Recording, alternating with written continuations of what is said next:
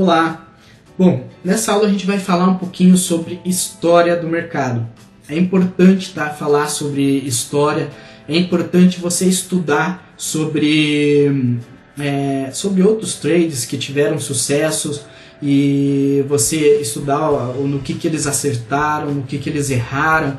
É muito importante você estudar um pouquinho de história também, tá? Eu vou dar uma breve colocada aqui na história do Forex e na história de um grande player do mercado de Forex, mas o que eu mais queria deixar frisado é a importância de você estudar sobre história, ok?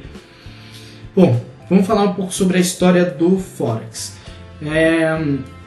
O Forex, ele até a Primeira Guerra Mundial, as moedas eram bem estáveis, tá? Então, até tinha negociações, mas não tinha tanta especulação, não era nada nem perto do que é o mercado hoje, né?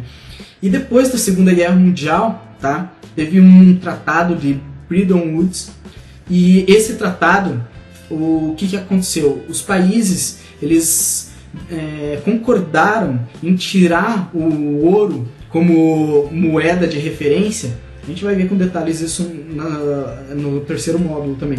Mas o ouro era uma moeda de referência e todas as moedas eram convertidas em ouro e tal, para poder o seu valor, né, era todo referenciado no ouro. E esses países eles concordaram, tá, em manter instáveis, ou seja, variar a sua economia, as suas moedas em relação ao dólar americano, tá? Esse tratado de Bretton Woods ele fez com que os países concordassem em manter as suas moedas instáveis, a oscilar elas em relação ao dólar americano. E isso fez com que surgisse o mercado Forex como a gente conhece. É claro que teve um amadurecimento, mas como a gente conhece, surgiu aí grandes players do mercado, viram uma oportunidade e aí surgiu especulação sobre isso. É claro que só tinha que ter cacife naquela época, até 90, tinha que ter cacife para poder estar jogando nesse mercado, mas nessa época entrou o mercado como a gente conhece. Bom, e vamos falar um pouquinho sobre um grande player do mercado, o cara que quebrou o Banco da Inglaterra.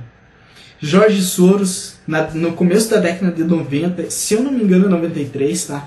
Mas no começo da década de 90, ele jogou contra o Banco da Inglaterra e ganhou mais de $1 bilhão em um dia. Em um dia ele ganhou mais de 1 bilhão com B, tá? De dólares e quebrou o Banco da Inglaterra. É claro que teve vários fatores para isso ter acontecido, tá?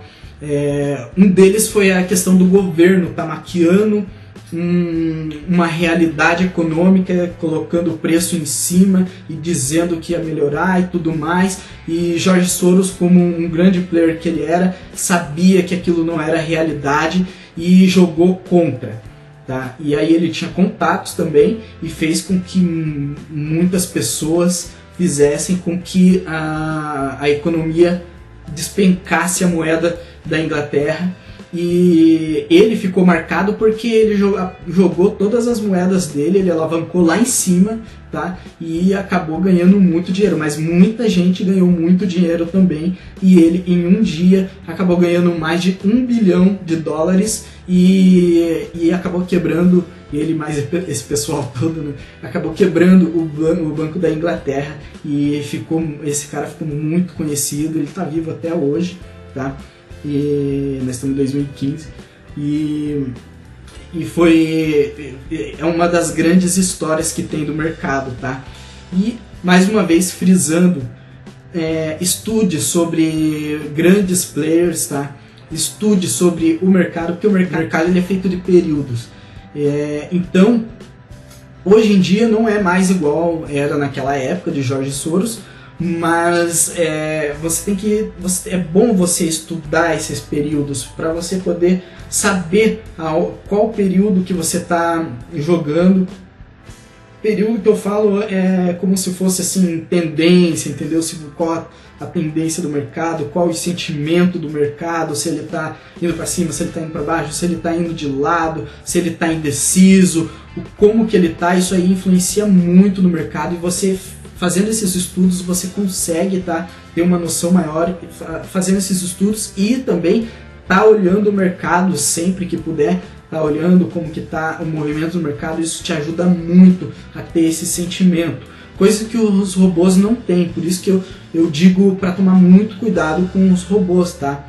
Os robôs, ele é programado para aquele período lá, aquele certo sentimento do mercado, e aí se o mercado virar, ele pode de repente ter alguma falha na programação, que ele não veja essa virada e acabe tomando bomba ali. Então, robôs,